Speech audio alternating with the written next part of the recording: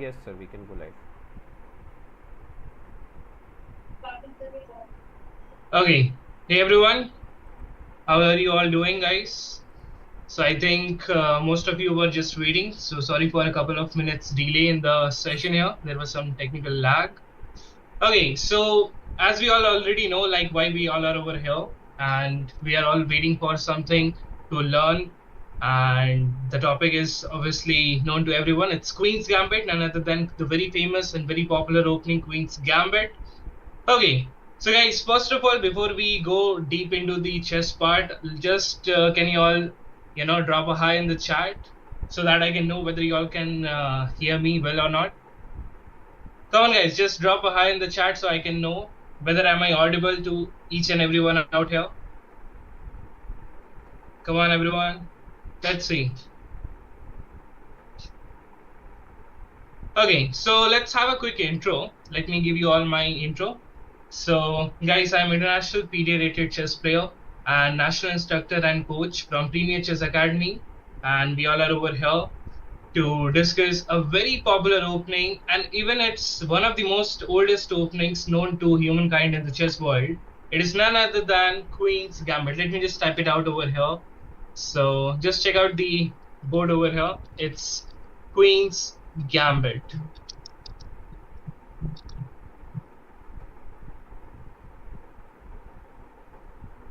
Okay. Yeah. Hey, Babu. Okay. Very good evening.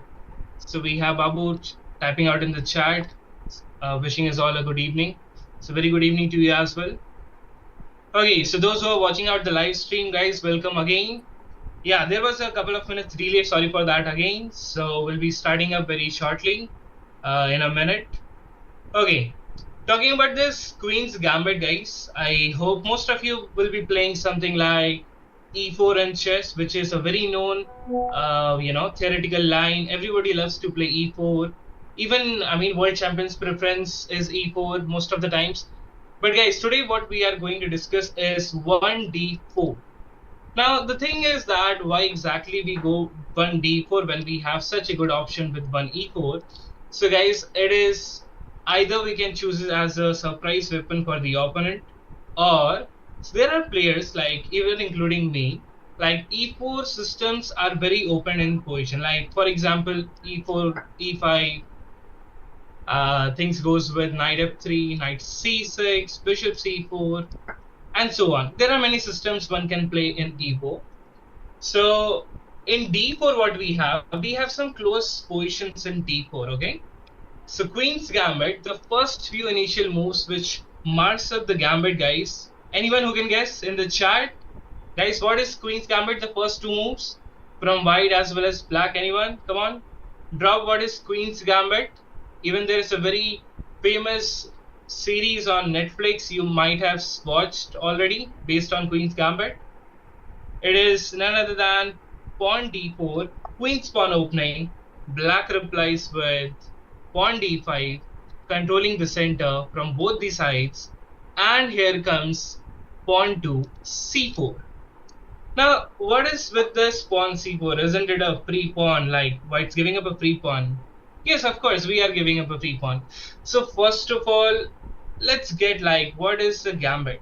So guys, why do we play gambits in chess when we can simply play a pawn move to C3 could have been a case, knight F3 could have been a case, bishop F4, and plenty of options, right? Of course. Okay. Now the thing is, why exactly we do C4? We are gambiting a pawn. We are sacrificing a pawn. Already in this second move? Yeah, it is true.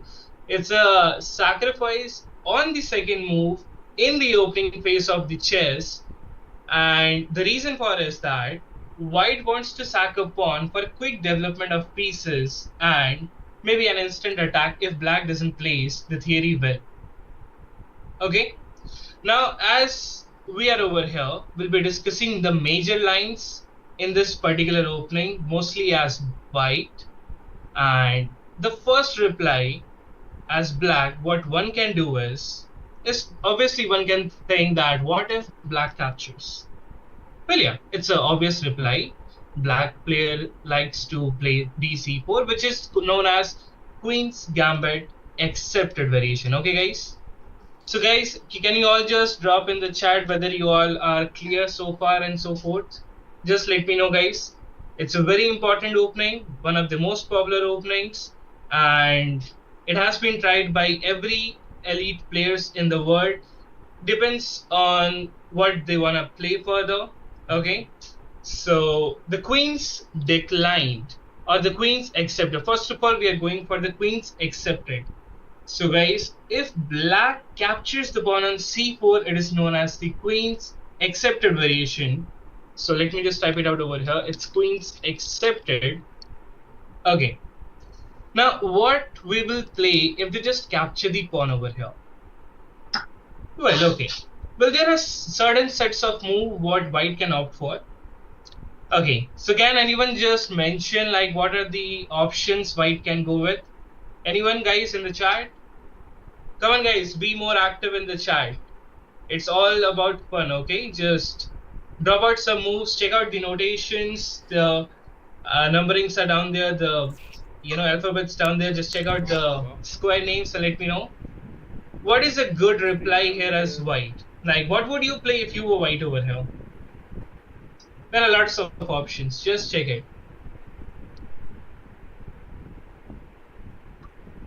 Okay. Let's see. Okay, so I believe most of you are just waiting for me to mention it. Okay, we will do it. Of course, I'll just do it. So there are plenty options we can go with and go for here. One is the E3 system. One is the knight F3 system. Okay, one is the knight C3 system. And what I'll be suggesting you and recommending you all today in our today's session here, that is knight C3 system here. So the move, guys, knight c3 is very classy and it's very logical, easy to understand, and I'll be just recommending you all to go through it and have a basic idea of what is exactly Queen's Gambit and what white can do in Queen's Gambit accepted, okay? So in the Queen's Gambit accepted variation after knight c3, the basic idea of knight c3 is none other than stopping the pawn push on b5. So if black can't push the pawn on b5, there is no one who can stop us from capturing the pawn on c4 once we move the pawn to up on e3 on e4 respectively. So there are certain, main replies as black, but there are certain moves that black shouldn't be playing. For example, of course, black can't play a move like pawn to b5. Why? Of course, we already discussed. We can just have a free pawn and it's known as weakness. The doubled pawns are showing and symbolizing weakness in the black's camp. Okay, let's go back. So a question arises over here, like what if black becomes a bit greedy and plays a move like pawn a6? Now, according to opening fundamentals, the opening principles in chess, it's mentioned and it's always discussed that we should focus mainly on developing the pieces in the first few moves of the game, which is known as the opening phase of the game. So why exactly black's playing a6 is just for one basic reason. Black is trying to support his pawn moving to b5 so that black can create a pawn chain. And black wants to preserve that extra pawn for a quick win in the game. But is it really going to happen? Will we let them do that? Of course not. And that's what we are going to discuss. So anyone out there, anyone, whether it be a non-chess player, whether it be a pro, whether it be the first time learning over here chess, anyone who can just mention a good move for white over here. Come on, guys. In the chat, I'm just checking it out, guys. In the live chat, we have a couple of participants. Okay. Anyone who can just mention a good move for white for stopping the black's idea against guarding the c4 pawn, which was the gambit pawn we sacrificed on move number 2. Anyone? Let's see who can get it.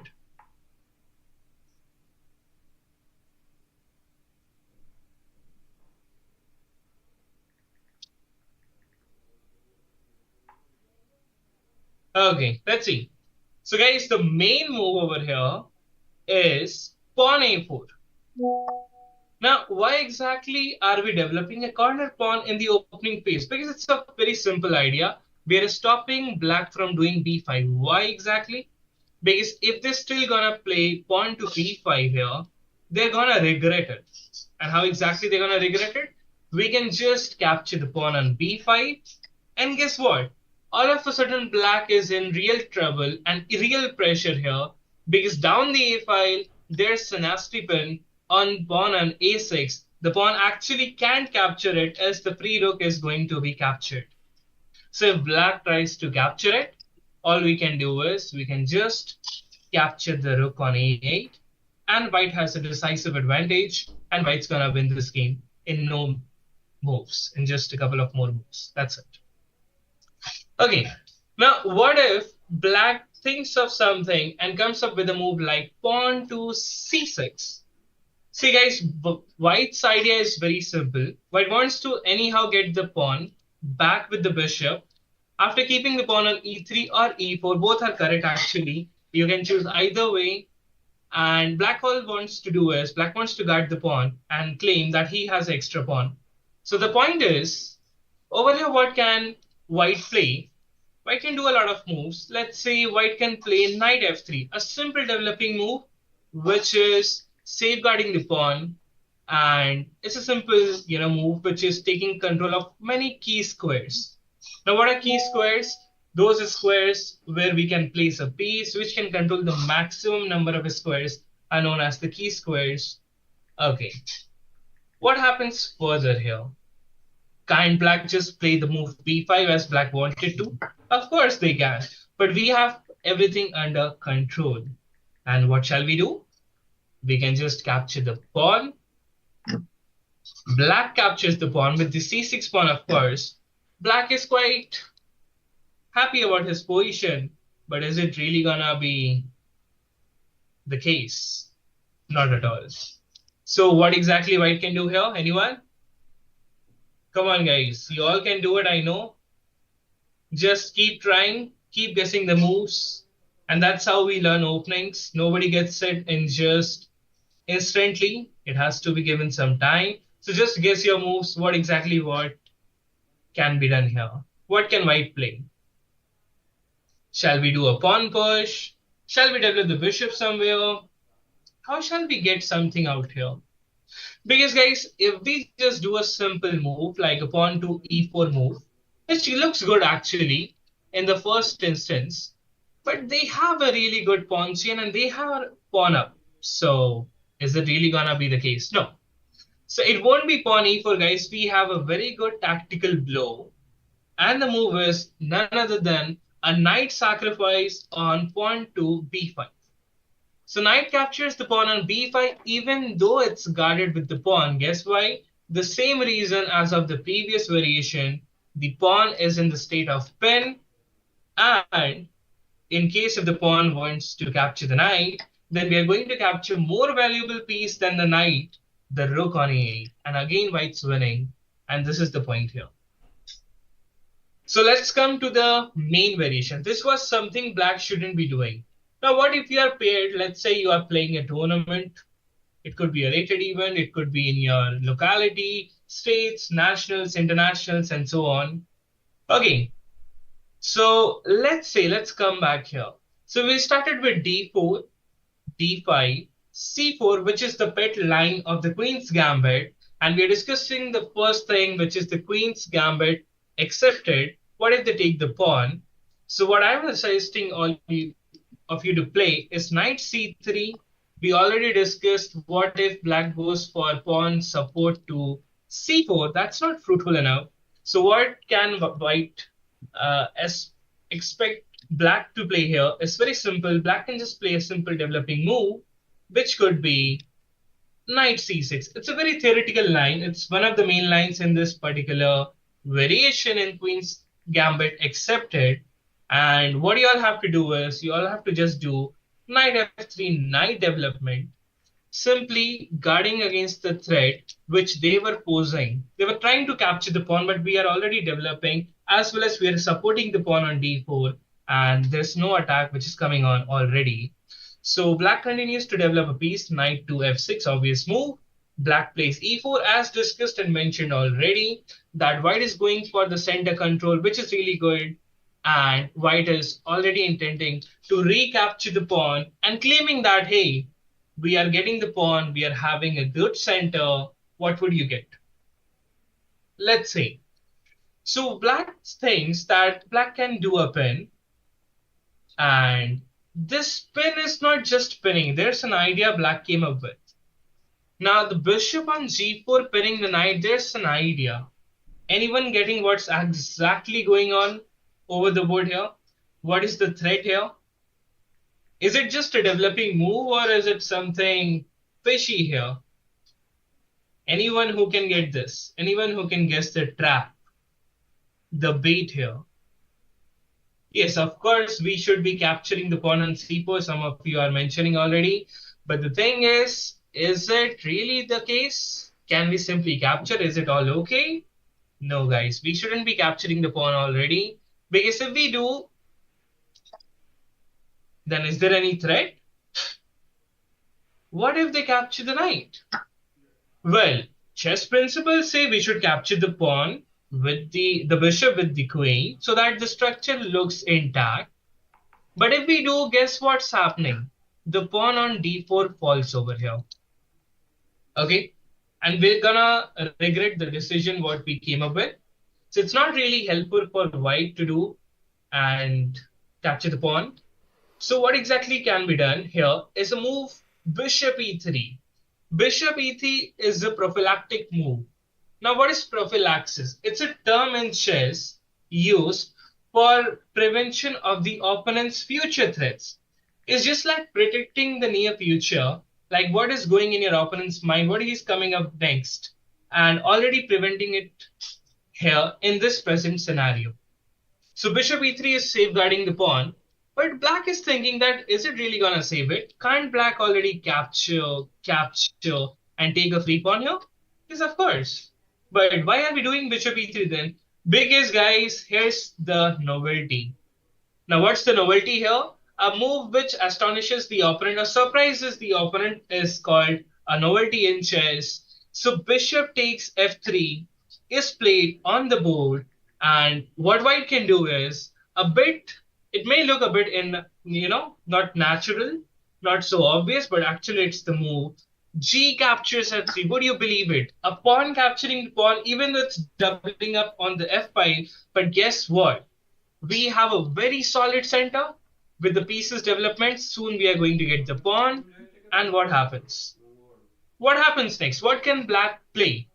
Now, guys, there are two variations. A variation within a variation is a sub-variation. So there are two sub-variations within this particular Queen's Gambit accepted opening.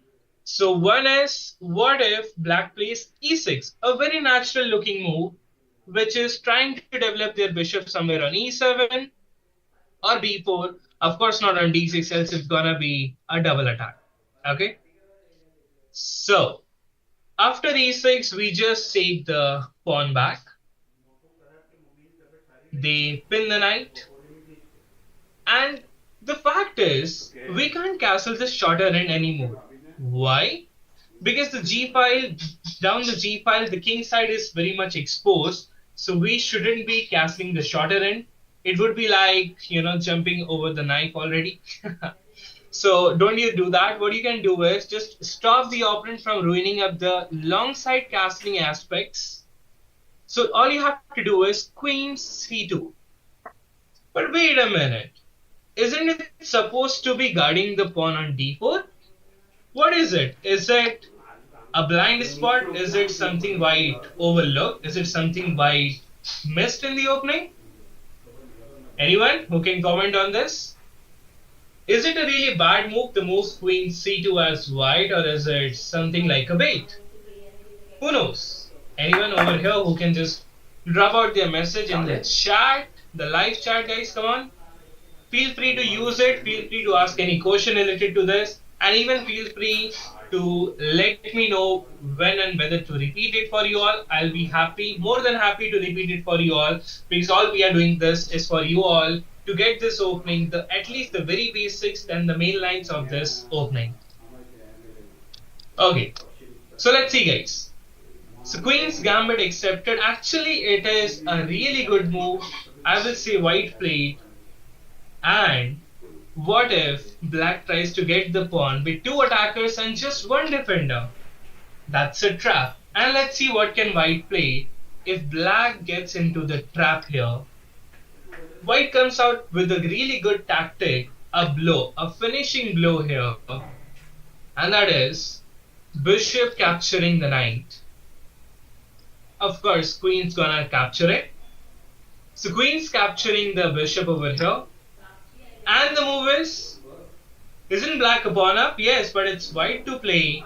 And here comes a very dangerous attack against the black king side. The black king and the black bishop on b4. Anyone guessing at the move here? What is the best move white can play? Take 30 seconds to think of this position. It's the first critical point of this opening of the first part of Queen's Gambit. The Queen's Gambit accepted. Anyone getting what can white play here? It's a just two-move calculation, a tactic which can leave white with good amount of advantage to convert this into a full point, which is a victory. Anyone?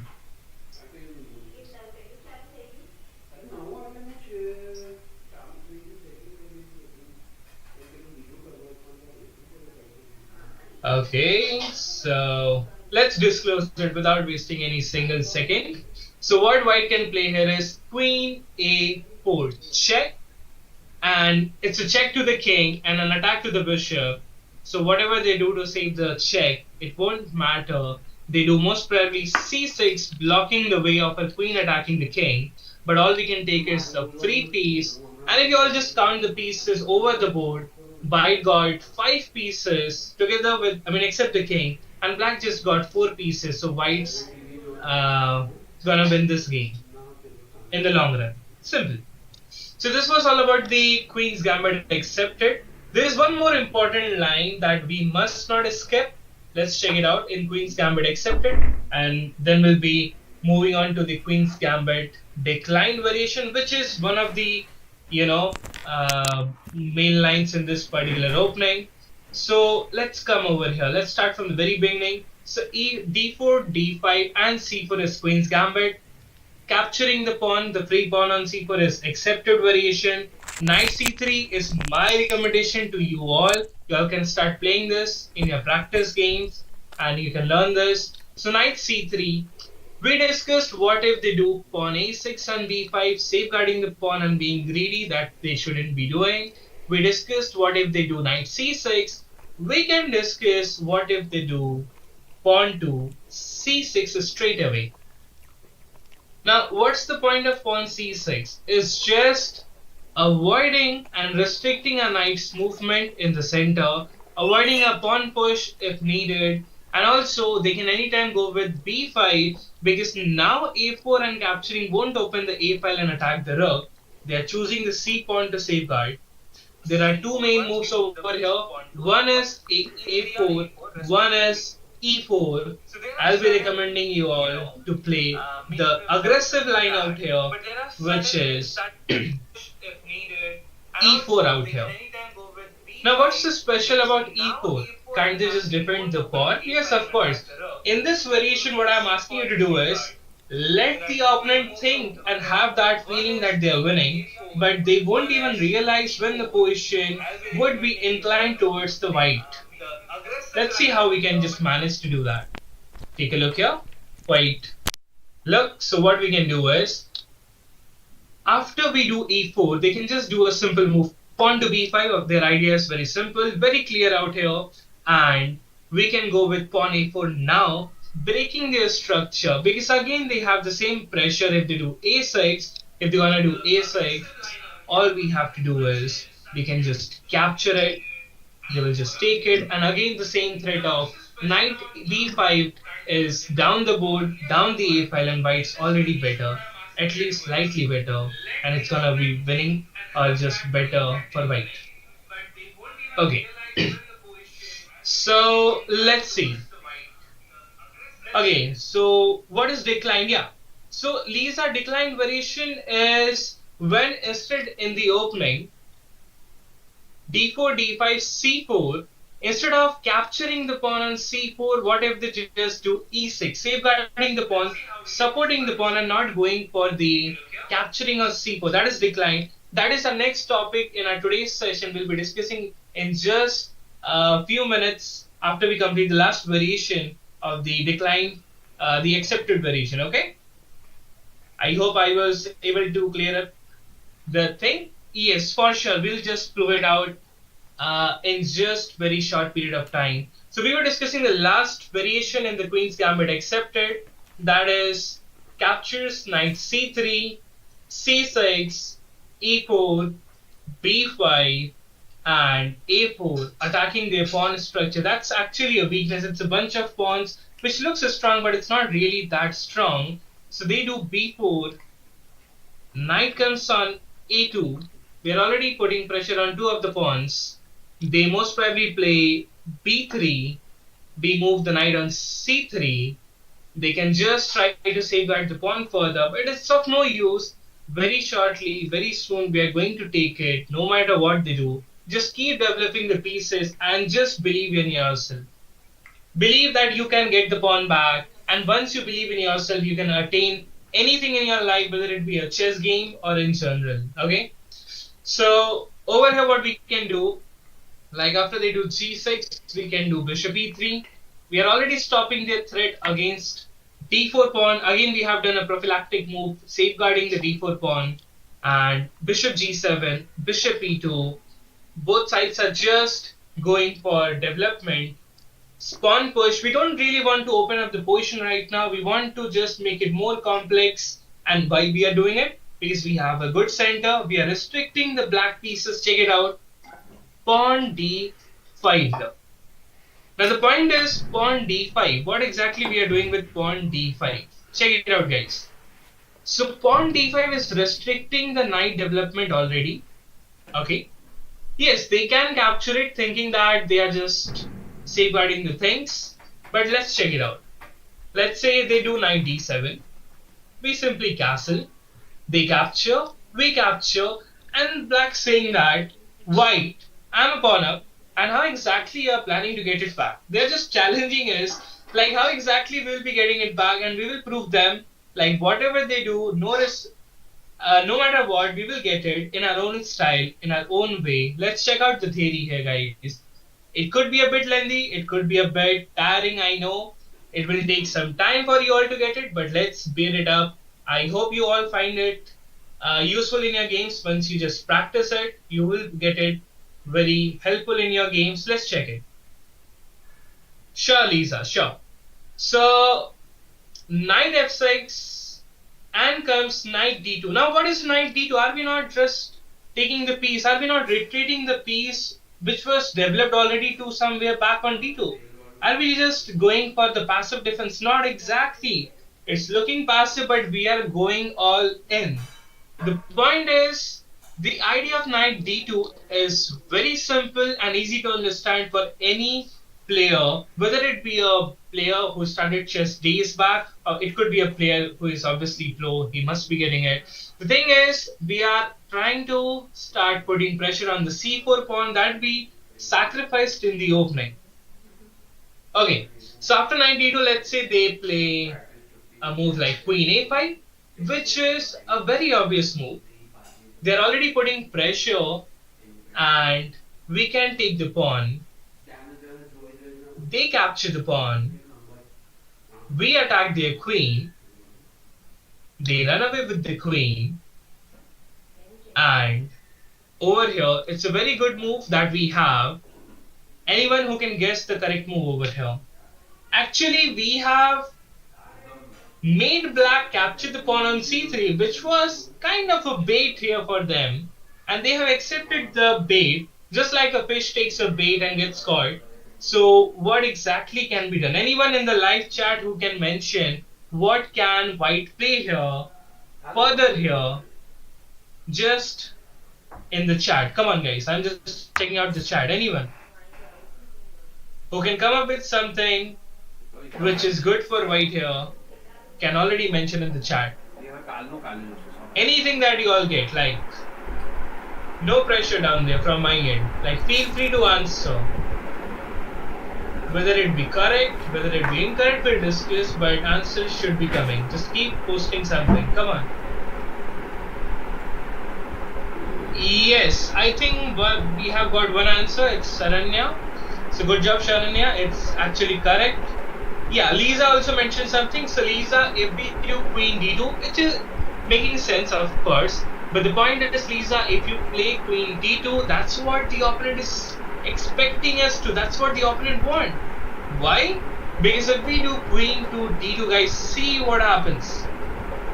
Over here, what black can do is black can very happily exchange, and black is going to get the pawn. Black is already a couple of pawns up, and white is actually losing the game. So yes, we have a very interesting move mentioned here. Okay, we have a Spurs also, a very old trend. Okay, let's see. So yes, it is bishop d2 over here. Yes, Babu, it's bishop d2. I think everybody got it now. It is bishop d2. A simple but a very tactical blow, a very nasty tactical blow. Check it out. It's just baiting the queen to take the free pawn down the a file. But then what happens? Why are we just sacrificing the pawns after pawns? What are we up to over here? What is the game plan?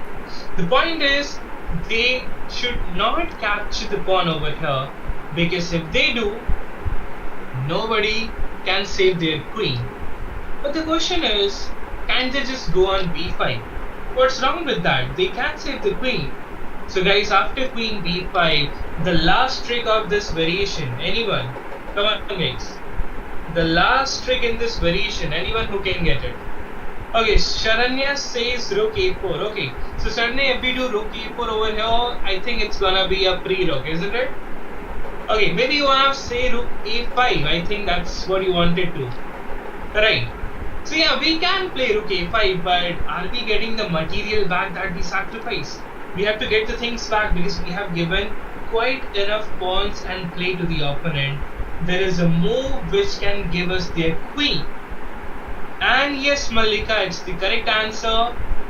Anyone else who is getting it, just post it out in the chat what exactly white can do here.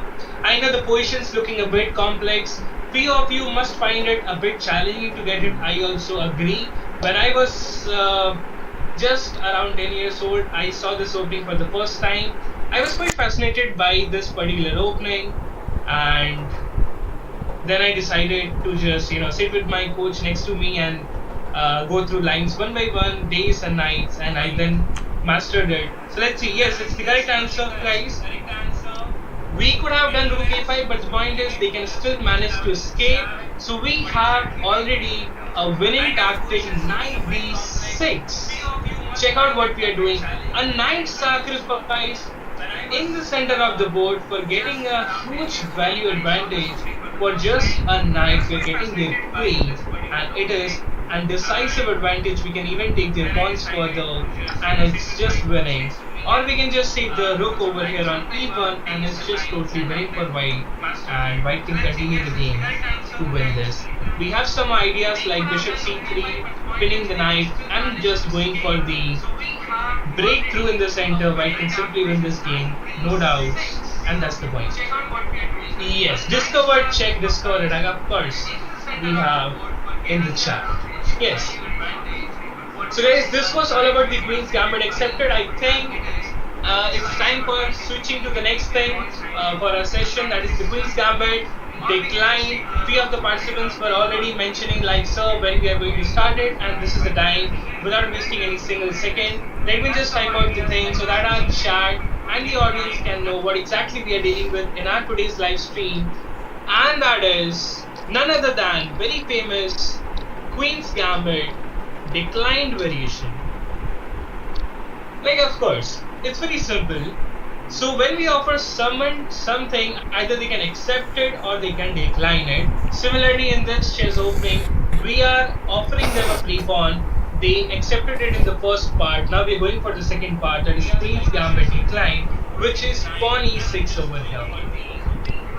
Now, what shall we do further?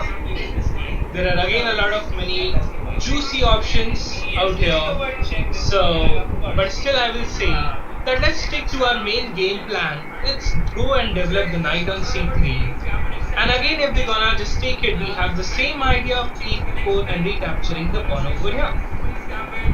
Okay. So of course, black is choosing the declined variation, not to go for the accepted variation.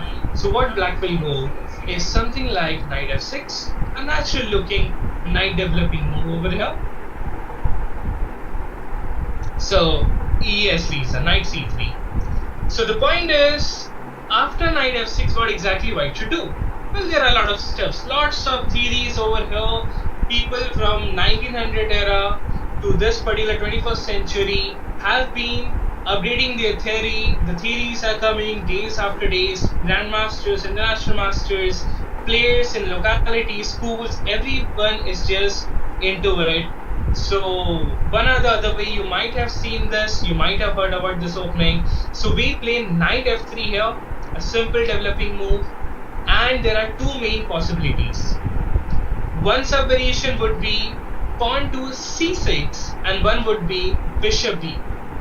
So first of all, we'll be discussing something like bishop b4. Yes, Babu, we have bishop g5 also a good possibility. I can't deny that. It is of course equally good.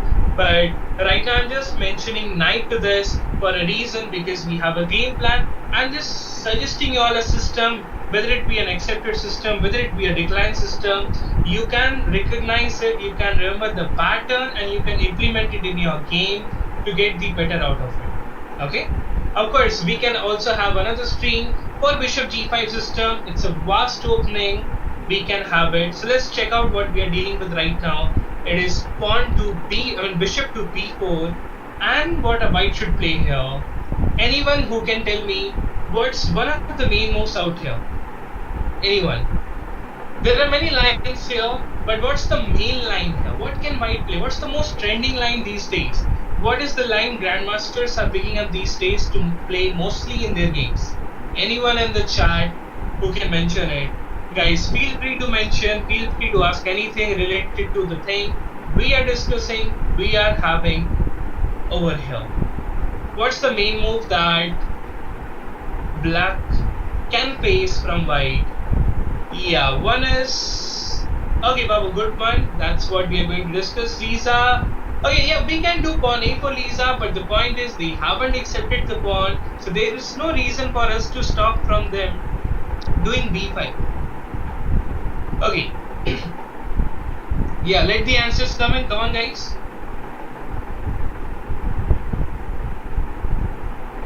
Okay. So we have Sharanya mentioning e4. Well, Sharanya, e4 is quite interesting, but there's one point over here that if we do e4, I think there's a trap over here. There's something fishy about e4 here. And what is it?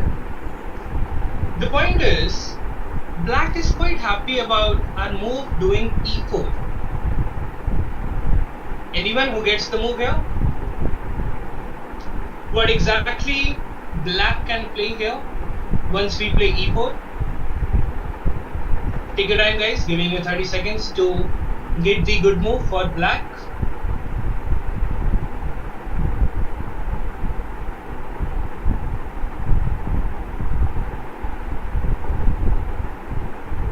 So, yeah. So we have, I think, okay, Hema Logini Ratnam, that is queen a4. So, bishop takes c3 by Sharanya, okay. That's also a good answer. Come on, guys, others, those who are watching the stream live over here can just mention their answer. What exactly we can do, just come up with something. Okay, take a look here. For those who mentioned queen a4 here, that's fine, but right now we have done e4, and it's very important to say what exactly happens if we do e4. e4 is a mistake here, guys, and black can, without any hesitation, capture the pawn.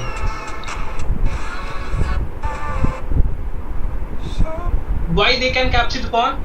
Because a knight is pinned.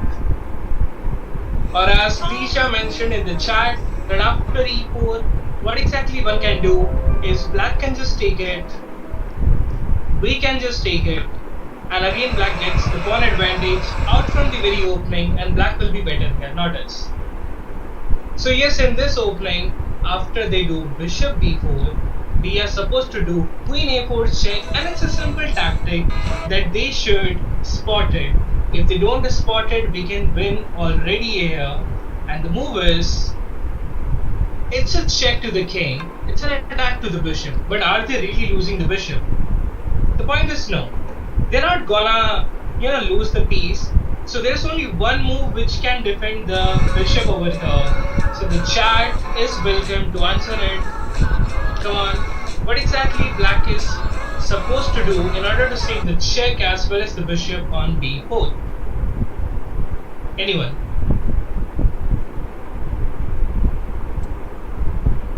Okay. Let's see.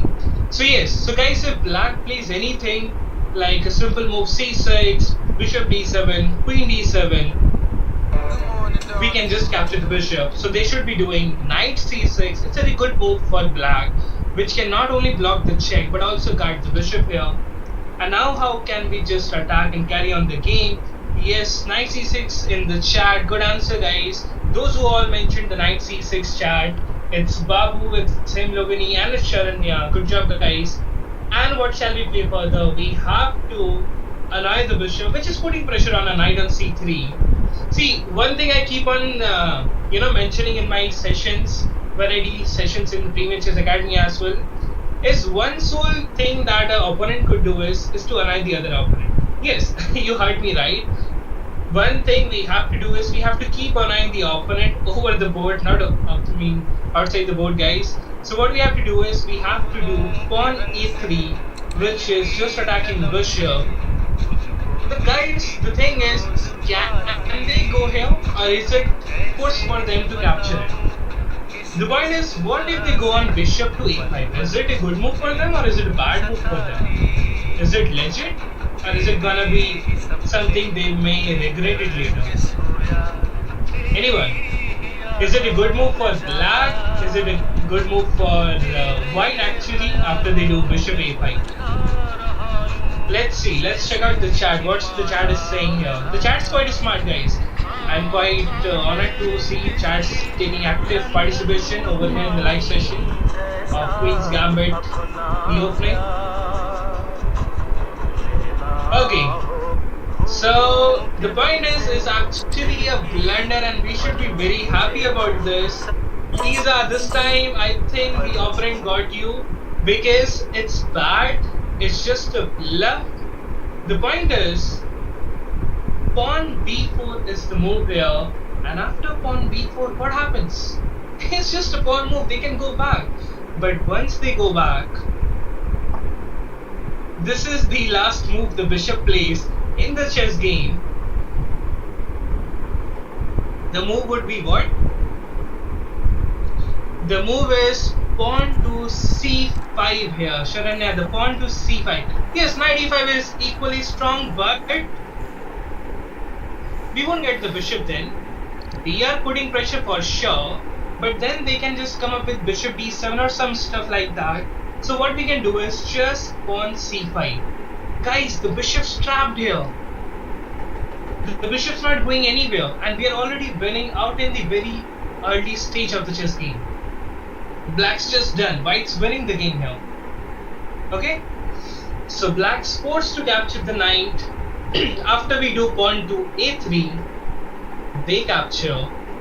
We capture forced. They attack our pawn. And of course, we are not going to save it with the bishop because it would be way too passive. As a good chess player, it's our sole duty to keep our 5 pieces actively on key squares. We have already discussed what a key square is. For those who joined a bit late, key squares are those squares in chess where once we place any piece, it controls maximum number of squares, or it does a really vital job. So what we have to do is, the job of the queen pinning the knight is just done. They always have the bishop to d7. So the queen comes back on c2. The point is, it's not a simple move queen c2. It's having an idea. The idea is also logical that they can't take it. Why? Because then they will have to say goodbye to their knight on e4. Okay? So the pawn is kind of doing defensive job against the pawn and the knight. So they can't leave the knight hanging out there. So what they can play after queen c2 is castling. Simple developing move, bishop f4. Pawn b6. Pawn captures. Pawn captures. Now we have to develop the bishop. There are two ways to develop the bishop. One is g3 and bishop g2, and one is e3 and bishop d3 somewhere.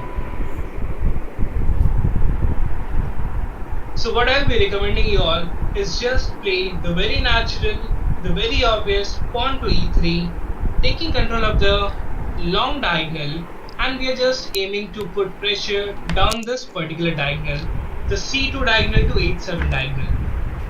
Okay guys, so what happens further? What's gonna black play? So black can just play a simple move like knight a5. The game plan of black is black wants to ruin our huge center. It's a really good center. Pawn structure is compared to black, white's having a better pawn structure. So we go with the simple plan, bishop d3, they do bishop b7, castling is important, and c5. So after c5, anyone who can mention a really good idea to carry out the game here. So after c5, there are a couple of options. Shall we capture the pawn? Shall we leave the pawn? Shall we move the bishop? We move the queen? We move the rook? There are, literally so many things that one may get confused. But guys, what exactly can be done? What do you feel? If you were at this particular position, what would you do? Come on guys, mention in the chat. Let's see. Let's hear you all out in the chat. Let's see who is the smartest of all and who can get it. What exactly the white player did in the game. Who can mention? There's really good move white is awaiting here. Anyone, come on. We have a lot of active participants. We have Lisa, we have Saranya, we have Malika, we have Babu, and many others guys. No offense if I didn't take your name. There are many in the chat. So everyone, just let me know what would you do if you were here in this position. White is awaiting here. Anyone, come on. So generally it's said that not to break the pawn chain, like a pawns having connection with each other, like these pawns are connected to each other as known as pawn chain. Okay, so Lisa is saying we shall take the knight. Okay, that's one of the possible options, Lisa, for sure. Okay, capture knight by someone. Okay, we have some c5 options also. Okay, so if we capture the knight, they capture it back, putting pressure. We take the knight back, they capture, we capture, and they can just support the pawn. Yes, it's a fine position, both the sides can play, but we have something. Let's go back to that very position. We have here a very interesting, though unusual line. It's not so obvious and seen on daily basis. It's pawn takes the pawn. But why? Isn't the knight already guarded? Yes, it is. Guys, we are breaking our pawn chain, but why we are doing it? Why exactly we captured the pawn? It's not a free pawn. They can also capture it. Because once they do it, once they capture the c5 pawn, we wanna capture Babu, bishop captures e4, but the pawn and the bishop guarding it, we will be using a topic known as undermining. Now what is undermining? Are we not supposed to discuss openings? Why am I dealing with technical options and terms like that? Because it's important to know what exactly relates to this particular topic. So undermining in simple words is just nothing more than removing the defender. The defender to the knight are these two pieces. So we do pawn c4. I'm just drawing some arrows after this. Just check out the arrows and let me know in the chat whether you all are clear or not. Pawn c4. The idea is very simple, very logical, and it's a quite strong move White can play. Already hitting the center, getting their center crammed up. We are just cramping out their position. They just capture. We can take it. They can take it. We can take it. And guess what? We are a knight up. Or we can say we are a bishop up over here. Okay? Now what if they don't capture? What if they're smart enough not to fall for a threat? No problem. Let's say they play a move like knight takes c4, we take c4, and check out the arrows I'm drawing once again. It will just help you to know the idea what exactly we will play, how the game will follow from this particular position. Take a look here. This is the point. The point is, Black's pawn structure is totally ruined now. They have double pawns. They don't have a central pawn. We do have it on e3, and both our rooks are having the open files. Pieces are active. We are putting pressure, and White's ruling the board here completely. The dominance. It's complete domination out here. Okay, White's better. If not completely winning, it's at least a bit better. Positional advantage, guys. It is something. Not always we get material advantage. Sometimes we have to get positional advantage. Okay. So this is all about the line in the Queen's Gambit decline with Bishop b4. Let's come back and let's discuss the last line in the Queen's Gambit decline, which could be pawn to d4, d5, c4. Capturing was the accepted variation. Declined is pawn e6 variation. Right now, what we are supposed to do here is knight c3, knight f6, knight f3. We just a couple of seconds ago discussed bishop b4. But what if the opponent plays the main to main line pawn c6? Black is also trying to have a very strong center. You know, it's like a pyramid. I think there are a lot of chess aspirants. Even in my childhood, I used to call it the pyramid structure. I mean, it looks like the pyramid, right? It also looks like a pyramid here. So, what can we do? Yeah, we wish, Babu, we could have done e4 over here or something, but we don't have it right now. So, we just have to restrict the e4, but we do have something else. What is that? We have pawn e3, the same idea, having a good center and opening the bishop for quick castling. Castling is important, it's obvious, because we want to safeguard our king, so castling is much needed. So, knight d7, of course they need to develop, and nobody, I think, would like to develop it from the very corner. There are some lines with knight a6 as well, but it's the main line. So, knight d7, bishop d3, and comes the very main move, pawn takes pawn. And this variation is one of the most sharpest lines, whether I call it in this particular opening or whether I call it in chess even. So pawn takes, bishop captures back, b5, already hitting it. Two options, but my recommendation would be to choose the center, because it's important to have your pieces towards the center so that we can always target the king side if needed, and it can also control both the sides of the board. Okay, so black plays bishop e7, we go castling. These are some natural moves. I'm just moving along, guys. Try to get it.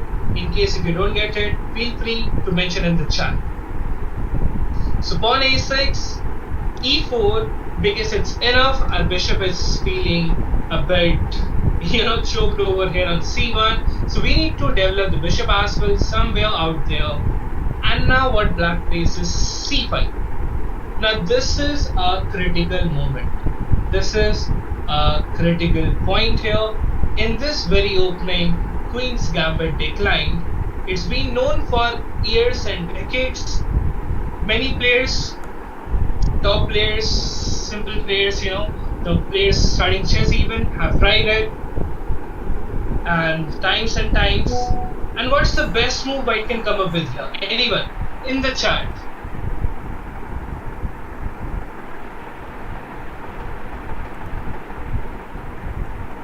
Come on, guys. Feel free to mention it. What's the best move what white can play here? Could it be capturing? Could it be supporting? Could it be pushing it? What can be done?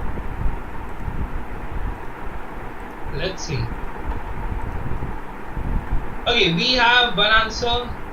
Sharanya, okay, bishop e3, of course, that's a logical move. Okay, do we have any other answers? Come on, guys, keep the answers coming in so that we can get to know what you all are thinking, and based on that, we can explore all together.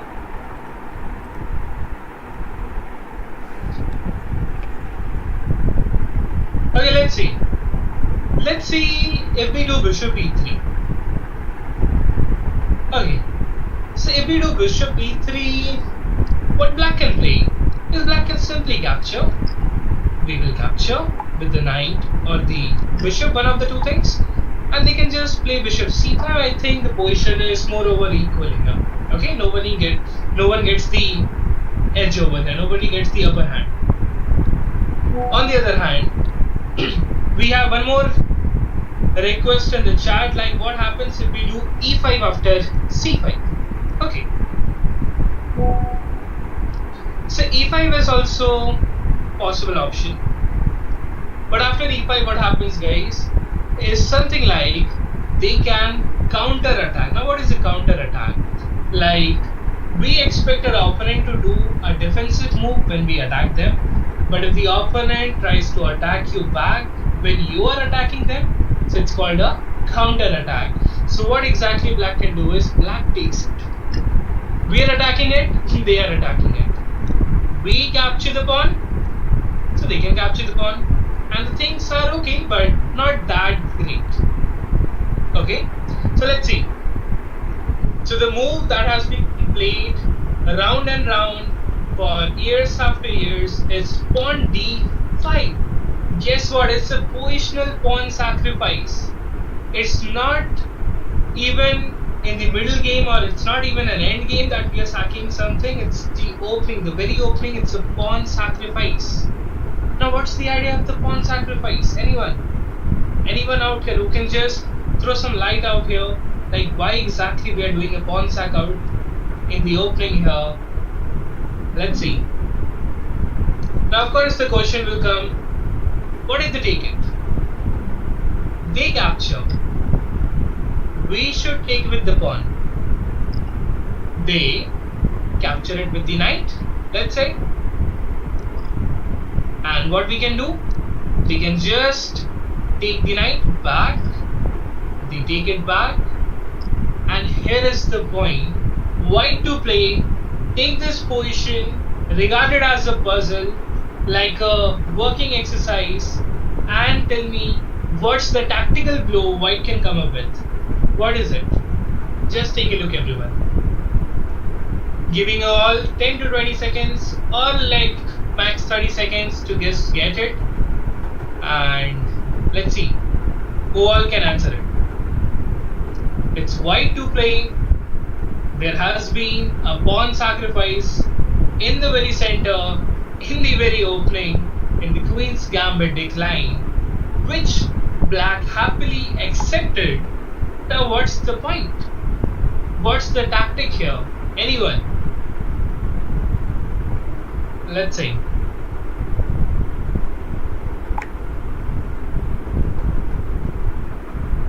Okay, so we have few answers coming in the chat. Few answers mentioning rook e1. Okay, that's a very logical move. Okay, rook e1 again. I think rook e1 is trending here in the chat. Okay, but is it really rook e1, or is it something else?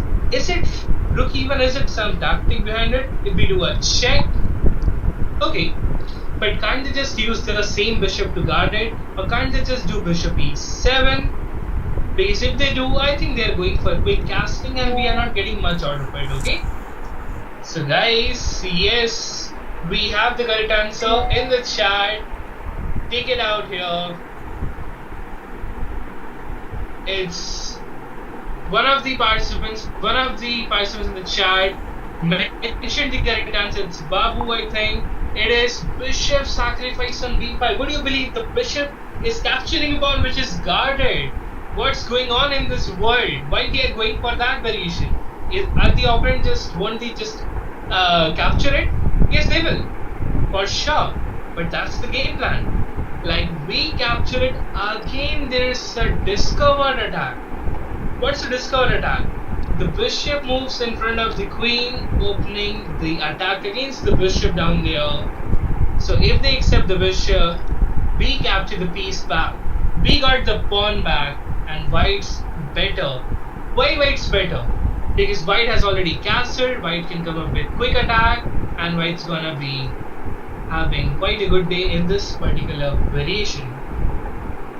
Okay, now the point is, why we are not choosing bishop h7? There's someone asking me, and it's I think Advait, why can't we do bishop h7? So the point is, if we do bishop h7, there are two reasons why we are not doing it. And the reason number one is, they won't straight away capture it. What they can do is, they can first of all capture a knight, attacking our queen. And the point is, the moment once we capture it, okay, so now the point is, again they can't capture the bishop, because if they capture the bishop, we can do a check and we can have the rook here, okay. So what happens then? What's wrong with this variation? What's wrong with bishop to bishop to h7 then? So if we do bishop to h7, the point is, they can just ignore the bishop, they can just leave it out there, and they can play knight f6. I know it's a bit depth over here in the understanding, but what black's idea is very simple, very concrete. Black is just consolidating the position, guarding the bishop, attacking the bishop, and once we save the bishop somewhere like f5, they have the open h5, which is something we are not going for, which is something white pair is not quite, comfortable with, because the open rook file against the king side can always be dangerous. So what shall we do is bishop b5, but can't they just capture the knight again in this case, an intermediate move here? Yes, they can, but we have an attack against the attack. What do we call it? We have a counter attack. So if they capture a knight thinking the expected move that they recapture it, so what we can do is, we'll be just doing bishop capturing a knight, and it's the move out here. Now what's the point of bishop d7? It's a check, and we all know they have to respond to it. Once they capture, we capture it back. They save the rook somewhere, let's say a7, let's say c8, and white's king is safe, black's king is exposed, white has a good center control, and white's better over here. I hope I was able to clear up the doubts in the chat.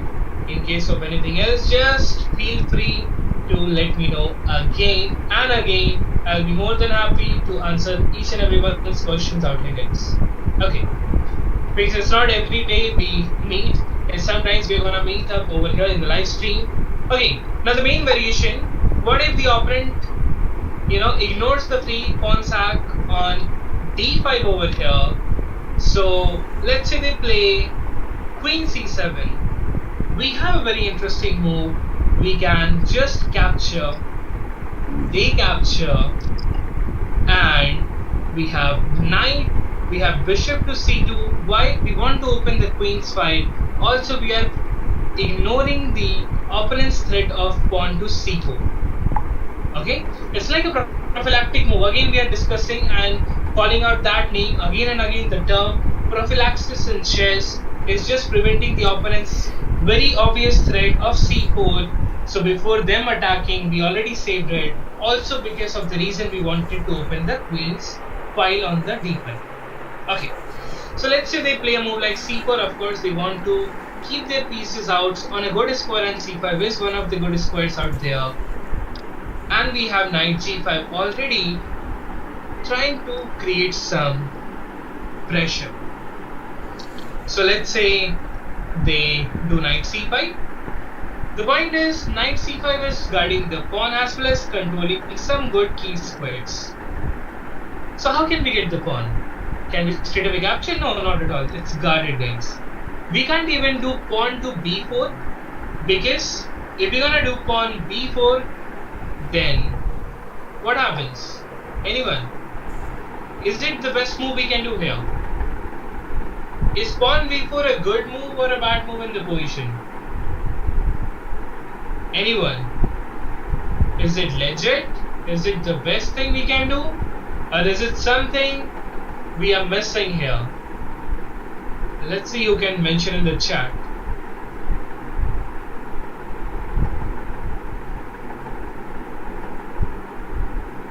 So with pawn to b4, is it the good thing that we can do here? Okay, let's check it out. See here, guys. So pawn b4 is actually not gonna help us because we can see the special pawn rule. We have pushed the pawn next to the pawn. Yes, of course, Sharanya, the opponent can do the special pawn rule en passant. That is, in simple English, we can see en pass rule, which is the pawn can just take the pawn cross. That is the special pawn rule, guys, and that's not really gonna helping us. It's not gonna help us. So what we can do here? There is a really good move, and it is pawn e5, second pawn sacrifice. The first one they didn't take, and the second one will they capture. The point is e5 is the move.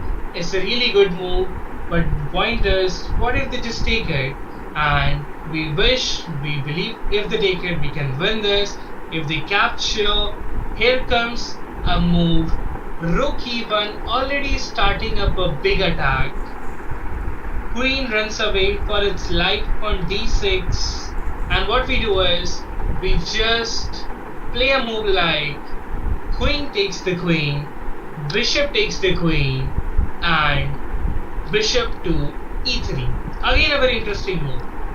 Now the point is, why can't we straight away recapture the pawn? What's wrong with it?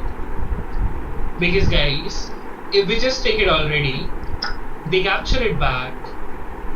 We even capture it and do a check and an attack. But the fact is, they can simply move the king, and there's an attack.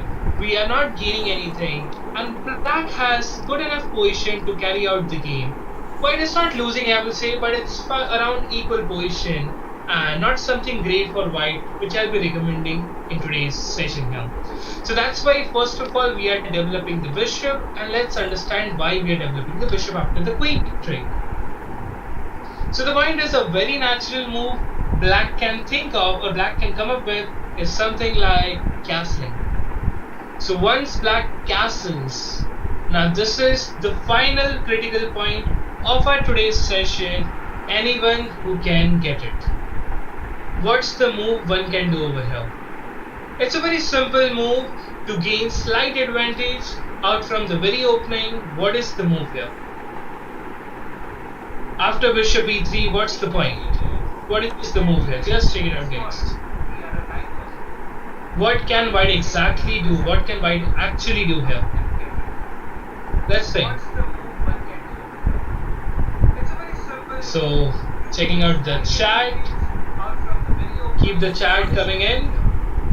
Everyone, those who are thinking of something, come on guys. What's the point? The first one to answer wins the thing. Okay, let's see.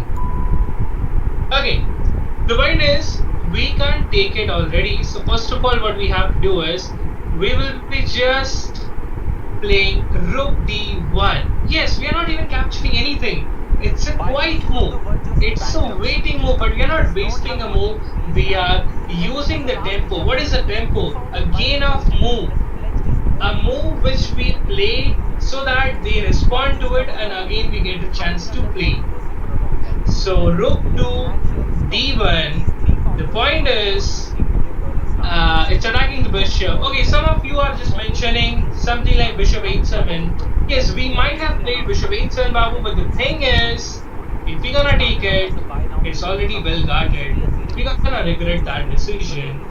Hats off to you. I mean, for coming up with different sets of ideas, but unfortunately this idea is not gonna work this time over here. So what we can do is, after bishop e3, they castle, and waiting move attacking the bishop. Guys, they can't move the bishop like that. They can't retreat it on that diagonal because their knight's hanging.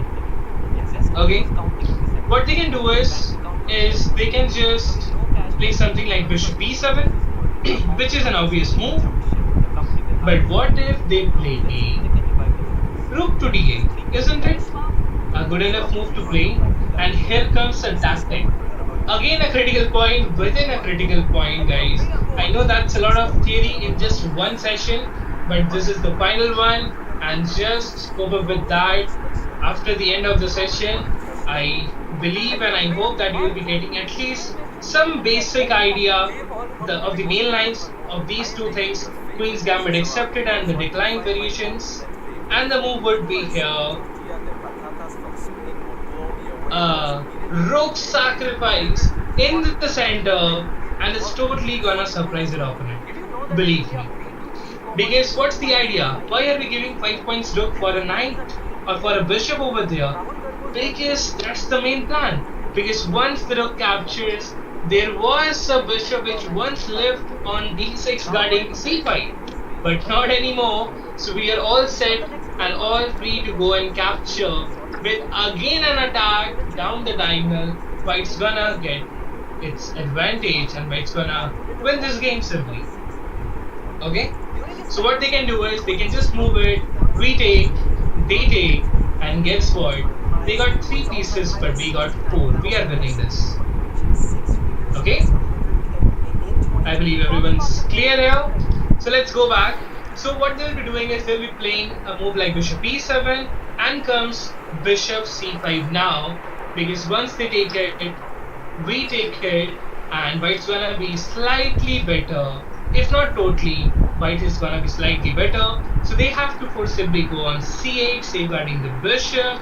So once they go over there, don't forget to take the bishop, because it's called the bishop pair is also an advantage in chess, which we shouldn't be aligned to the opponent. So White takes the bishop, and this is the position White has, with both the rooks controlling the open files, better piece placement. Yes, Black has same material, but White has slight advantage in the terms of positional advantage here.